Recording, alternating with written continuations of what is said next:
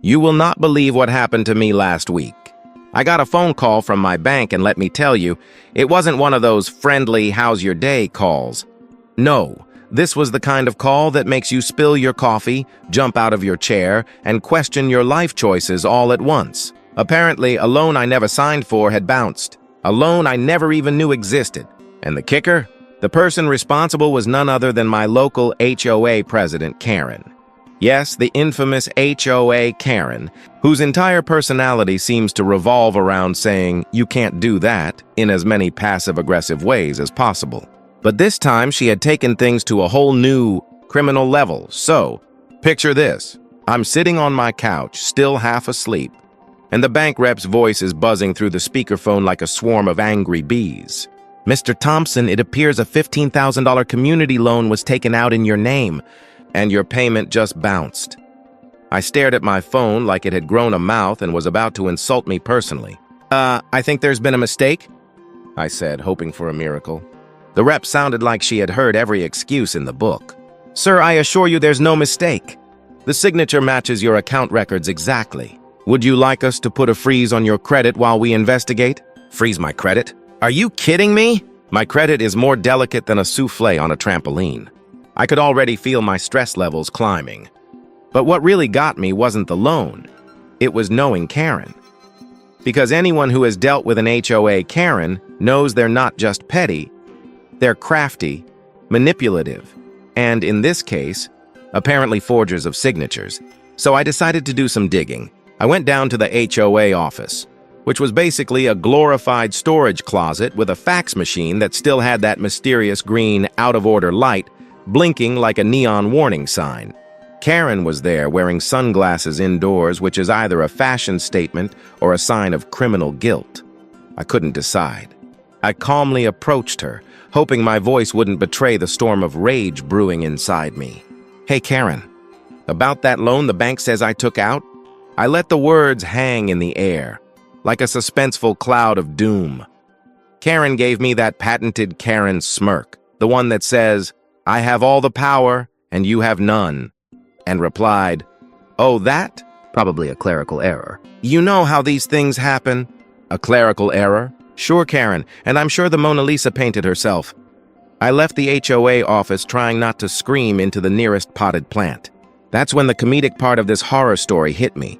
My neighbors, who had always treated HOA drama like reality TV, were now popping up like squirrels whenever they heard me mention Karen. "Did she really forge your signature?" one neighbor asked, almost vibrating with excitement. "Oh yes," I said, deadpan, "and she probably stole your Netflix password too." While she was at it, everyone laughed, because it was absurd, but inside, I was plotting. Later that evening, I decided to check the loan paperwork myself, and there it was. The forgery was almost laughably bad. Karen's idea of imitating my signature looked like a cat had walked across the page after drinking 3 espressos. The letters were jagged. The S in my last name looked like a backward lightning bolt, and somehow the date was written in hieroglyphics. Who knew Karen was a cryptographer in her spare time? I took photos of the documents, sent them to the bank, and prepared for the showdown. But here's where it gets funny. Karen, of course, found out I had seen the paperwork. The next morning, she was standing outside my mailbox like a hawk, glaring at me as if I had personally ruined her entire existence. I waved politely. "Good morning, Karen," I said. She didn't wave back. She just stared. And let me tell you, nothing says, "I've been caught." Quite like a grown adult standing outside a mailbox looking like they've seen a ghost. And that ghost is a mortgage broker. By this point, the entire neighborhood had caught wind of the scandal. People were whispering in driveways, comparing notes about HOA horrors, and secretly rooting for me, which was both comforting and hilarious. I mean, who knew that being a victim of a forged loan could turn you into a local hero overnight? There's something deeply satisfying about watching people side-eye the person who once thought they ruled the block, and just when I thought it couldn't get any crazier, Karen decided to escalate. She sent me a passive-aggressive email, complete with 27 exclamation marks, claiming I owed the community an apology for misunderstanding her intentions. I almost spit out my coffee laughing. Apology? For what, being the innocent victim of fraud? I forwarded that email to my lawyer and paused for dramatic effect. That's when I realized this wasn't just a financial headache. It was a full-blown comedy of errors. And the best part? The story was just getting started. By the end of that week, my inbox was flooded with messages from people who had dealt with Karen's antics in one form or another. Some were terrifying, some were ridiculous, but all of them added to the absurdity of the situation. And me? I was ready to fight back, armed with proof, logic, and the undeniable advantage of being slightly funnier than her. Because in the end, you can't out-Karen a Karen, but you can outsmart her in ways that are equal parts shocking and hilarious. By Monday, I thought I had seen the worst of Karen's antics. I was wrong. Oh, so wrong. Because Karen doesn't just stop at forging signatures. She has a sixth sense for chaos and an uncanny ability to escalate situations in the most absurd ways imaginable. It was as if she woke up every morning asking herself, how can I ruin someone's life today while making it look like I'm hosting a neighborhood tea party? The phone rang early. Not my bank this time. No, this was my neighbor, Linda, who had that special kind of squeaky excitement reserved for people who live for HOA drama. Did you hear what Karen did? She whispered like she was confessing a state secret. I braced myself. No, what now? I asked. Apparently, Karen had decided that my little incident with the forged loan wasn't enough to satisfy her sense of control. She had called the entire neighborhood association to a special emergency meeting, which in HOA speak means she wanted to publicly shame me for something she literally made up. And here's the kicker. She had printed out copies of the loan paperwork, highlighted all the errors she claimed were my fault, and stapled them into a little booklet titled, How Not to Be a Neighbor. I couldn't help but laugh. I mean, the absurdity of it was cinematic. She had spent hours making this booklet, which, let's be honest, looked like a kindergarten project gone rogue.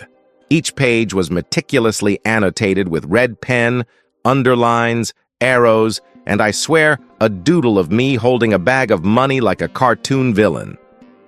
It was tragic, hilarious, and slightly impressive all at once, so I went to the meeting. Oh yes, I went. Not because I wanted to fight, but because this was prime entertainment. And let's face it, the popcorn would have been wasted if I stayed home.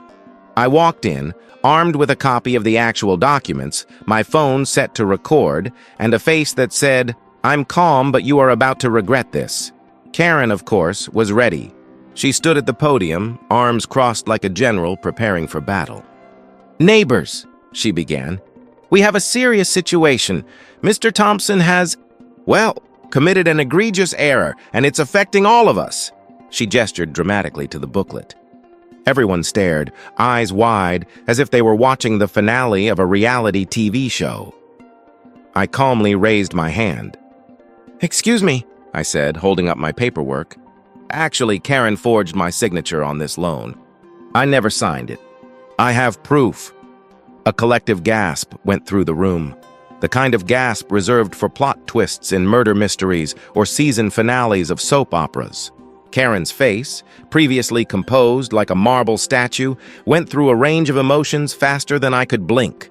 Shock, panic, anger, confusion, and finally, an awkward kind of denial. That's impossible, she stammered. Well, maybe there was a clerical error? Clerical error, again? That's twice this week, Karen. Either your clerical errors are dangerously elaborate, or you're the most committed HOA villain in history.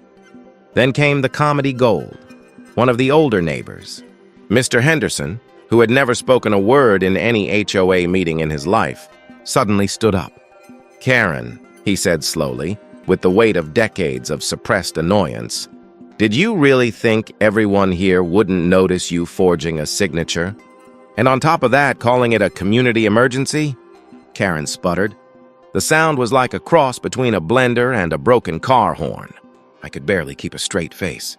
And just when I thought things couldn't get any more ridiculous, her own cat, yes, her cat, decided to jump onto the podium, knocking over a stack of her carefully arranged papers, which landed perfectly on her lap. I kid you not, It was a moment of pure, cinematic slapstick justice. The room erupted in laughter. Karen, red-faced and flustered, tried to regain control, but it was too late. Everyone was now fully aware of the absurdity of her actions. Even Linda, the squeaky neighbor, was trying not to snort with laughter. The HOA Karen, who once held the neighborhood in fearful respect, was now reduced to a human caricature. A cautionary tale about what happens when ego meets incompetence. By the end of the meeting, the HOA board had quietly removed Karen from any decision-making capacity for the time being. I walked out of that room victorious, not just legally, but morally, socially, and, let's be honest, comedically. The absurdity of it all, the sheer ridiculousness of someone thinking they could forge a loan and get away with it, made me feel like I had won a small personal lottery. As I left, Karen glared at me one last time. There was fire in her eyes, but also a strange kind of desperation, like a villain realizing their movie role was about to be recast. I waved politely. "Good luck with the cat," I said. She didn't respond. She just muttered something about the neighborhood never appreciates true leadership as she stalked off. And just when I thought I could breathe again, I got another call from the bank. Apparently, Karen had made a second loan attempt in a different neighbor's name. That's when I realized this story wasn't over. Oh no. This story was just getting started, and it promised to be even more shocking, even more absurd, and yes, even more hilarious. By the time Wednesday rolled around, Karen had officially crossed into legend-level absurdity. The HOA had banned her from official meetings. The cat had become an unexpected neighborhood celebrity, and I had officially started keeping a Karen log just to track her increasingly ridiculous attempts at chaos. But little did I know the universe had saved the best, or should I say the most outrageous, for last. It all started with a knock on my door. I opened it to find a parade of bank employees, local news reporters, and half my neighbors crammed onto my tiny porch like it was some sort of comedy flash mob. What's going on?" I asked, trying not to trip over a microphone cord. One of the bank reps, holding a stack of papers, spoke urgently. "We've reviewed the forged documents, and there's enough evidence here for a full investigation. And your neighbors have been keeping video and photo proof of Karen's antics for months." I blinked. Proof? Neighbors had been documenting Karen? Apparently, her habit of yelling at people over trivial HOA rules, filming herself handing out violation notices, and dramatically storming around the neighborhood had been caught on camera, mostly by people who thought it was funny. And now these clips were about to meet the full force of the law. Just then, Karen showed up. Naturally, because an HOA, Karen never gives up. She stormed onto my lawn, hair blown back like she was in a wind machine, holding a binder titled "The Truth About Thompson," as if she were about to give the TED Talk of the century. I swear, the sheer theatricality of it all was like watching a soap opera collide with a courtroom drama and a reality TV special. Karen started shouting, "You're lying! This is a conspiracy! You've..." She faltered because, of course, she had been filmed yelling the exact same lines at 3 other neighbors earlier that week. The reporters whipped out their cameras, and suddenly, Karen's frantic accusations sounded less like threats and more like a viral comedy sketch. Every gesture, every dramatic pause, every wild-eyed glare was caught in perfect high definition. And then came the shocker. The bank rep held up the documents, flipping them like a magician, revealing the final trick. "Karen forged Mr. Thompson's signature," she said calmly. "Attempted to take out a second loan and has been caught on video harassing multiple neighbors in violation of community conduct rules. Legal action will follow." The room went silent, and then laughter. Not the polite, quiet laughter of a small gathering, but full-on, belly-aching, can't-breathe laughter. The absurdity was just too perfect. Karen's face went through the full spectrum of emotions again. Disbelief, horror, anger, and finally, the unmistakable humiliation of knowing she had been outsmarted on every possible level. It got better. One of my neighbors, Mr. Henderson, the hero from the previous meeting, stepped forward holding a tablet. "I present Exhibit A through Z," he said with the gravitas of a courtroom judge. showing a slideshow of Karen's most ridiculous HOA antics, including a particularly memorable moment when she tried to fine someone for having a garden gnome that looked suspiciously happy. The crowd erupted again, some people wiping tears from their eyes. Karen had no words, literally none. She opened her mouth, then closed it. Opened it again, then closed it. It was like watching a cartoon character who had just realized the anvil they were about to drop on themselves was actually a law enforcement investigation. At that point, I couldn't help myself. I walked up, smiled politely, and said, "Karen, maybe it's time to retire from HOA drama and consider a new career. Perhaps mime, because you're already perfect at being silent in awkward situations." The crowd lost it. Phones were filming, neighbors were cheering, and I swear even the cat smirked. The final twist? Karen attempted to storm off, muttering about the neighborhood conspiring against her, only to trip over her own binder and fall into a bush. Classic, cinematic, viral, perfect. The kind of moment that makes you laugh, cry, and immediately send it to everyone you know. By the end of the day, the bank officially cleared my name. The HOA issued a formal apology, and Karen was last seen sitting on her porch, glaring at anyone who dared smile in her direction. The neighborhood had collectively survived, laughed, and learned a valuable lesson. Never underestimate the power of proof, comedy, and a little bit of public humiliation. As for me, I went inside, poured a glass of celebratory iced tea, and smiled. I had survived the forged loan, the absurd emergency meetings, the viral cat moment, and the ultimate HOA showdown. And somewhere in the chaos, I realized something important. Sometimes, justice isn't just about legality, it's about timing, audience, and a perfectly executed punchline. And that, my friends, is how you survive an HOA Karen forging your signature, avoid bankruptcy, become a neighborhood legend, and enjoy every absurd, shocking, comedic moment along the way. The moral? Keep proof, document everything, and never ever underestimate the entertainment value of watching a villain fail spectacularly. If you enjoyed this story, make sure to hit that subscribe button.